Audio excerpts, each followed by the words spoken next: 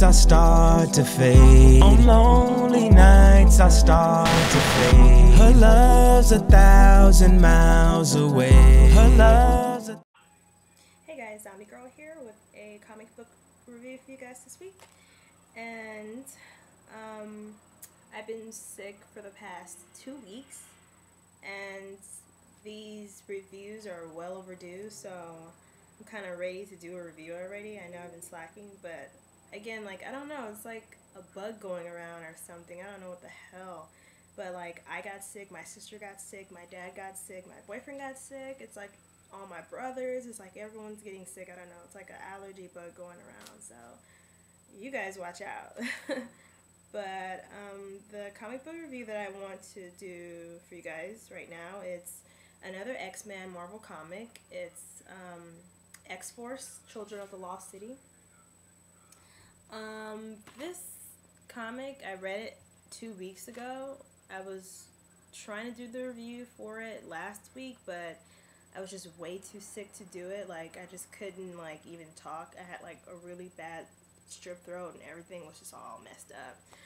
But I find that this comic was really good. It held my interest. It wasn't boring. It had the right amount of action. It had the right amount of dialogue, and the narration is to a minimum. That's cool. I like the comic cover. I want to get into that real quick. The comic book cover, I like it. It's really basic. You don't really need too much going on with this cover. It's like telling a story of its own, and I think that's what drew me into getting this comic, because it tells a little story. It's about young X-Men struggling, trying to basically learn how to, use their powers and go through the motion of, knowing that they're different and trying to overall overcome what they are, what they can do, and how they can control it. So the comic book cover really tells a story of what's actually going on in the comic book. And again, some comic covers are deceiving. They look so like action packed, and once you get into the read, it's so boring and basic. I mean, the comic book cover, it's so overwhelming with the story, but the comic book cover actually coincides with the story really good. And I like the color schemes. I like the art in this cover. It's really good. The art inside as well as the cover is really good. Everything is colored right, and the crosshatch, the everything is just perfect. And with this comic, it does tell you, basically, it's about young X-Men trying to figure out how to use their powers, figure out how to get the help, and on the way, it's this girl. She figures out that she's a mutant, and she meets up with her friends. It's like they live in some kind of orphanage, and they're just like figuring out that they have these powers. And the first couple of pages really gets into that story. It gets into what they can do, and they're showing each other their powers, and they can't believe what they are. Like, I really like the first cover. It's really good. It really tells the story of what they're actually doing. This comic, it's like really good because the storyline, you don't get lost in it. It's how can you? I mean, the art itself shows you don't even need to basically read the thought bubbles, because the art is so precise.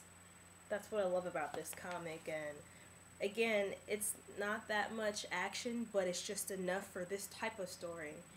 And I'm very satisfied with it. I like the fact that it's not telling the story about the actual main characters in the X-Men wave. It's actually telling the story of the next generation X-Men, like Nightcrawler, Rogue, and what's his Gambit, and the next generation X-Men. It basically tells their story and how they came to be what they are today, and how they met up with the old team. It just tells the story of the next generation X-Men meets the old and the third, because there's 1, 2, and 3 generation X-Men, the younger, and then the even younger, the younger ones turn into the older. It's just, that's how it goes. But basically, with this read, I found that it's one of those comic books where it really betrays the actual story well. And I hate when sometimes when I'm reading a comic and it's basically to the point where you can predict what's going to happen in the next page. You really don't feel in the moment. You don't feel like it's really worth reading. You just put it down and, toss it aside.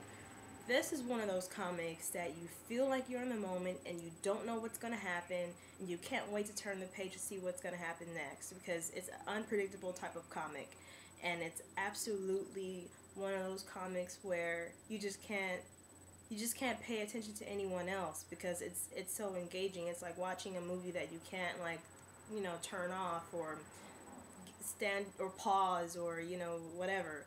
It's just really like a personable comic book again. Like, I think they really did a great job with this story, introducing all the individual characters in this comic and what their backstory is. It's kind of one of those comics where everything's going on at once, and if you miss one thought bubble, if you miss reading one thought bubble, you're going to be lost, because it's individual things going on. They're talking about their background stories. They're talking about what's going to happen in the future. It's like watching that stupid show Lost.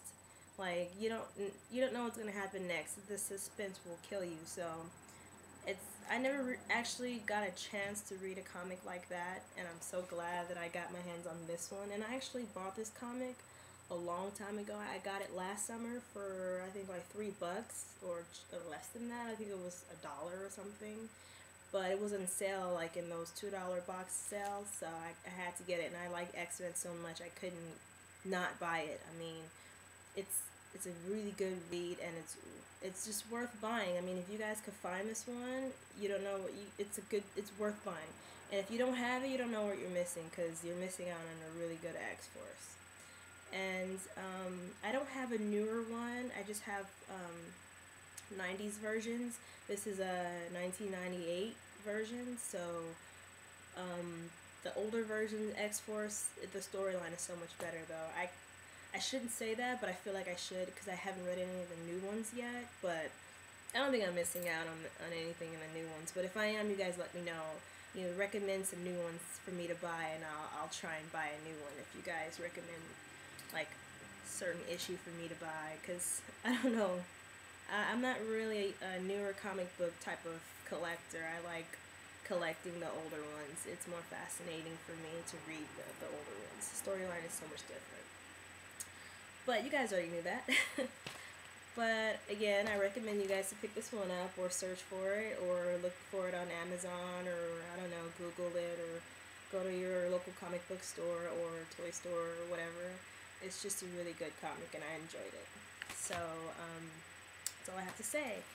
And I'll have a update video after this one, and just recapping comics that I wanted to shine some light on, and some comics that I didn't finish reading, and that I wanted to go back and reflect on. Certain things that I didn't say in the review that I actually did, but I just want to do updates on those. So I have 2 comic books to do updates on, and it's going to be after this video, so you guys watch out for that. And thank you guys for watching, and rate if you like, subscribe if you like, comment if you like, and thank you guys so much for watching again. Until next time, bye.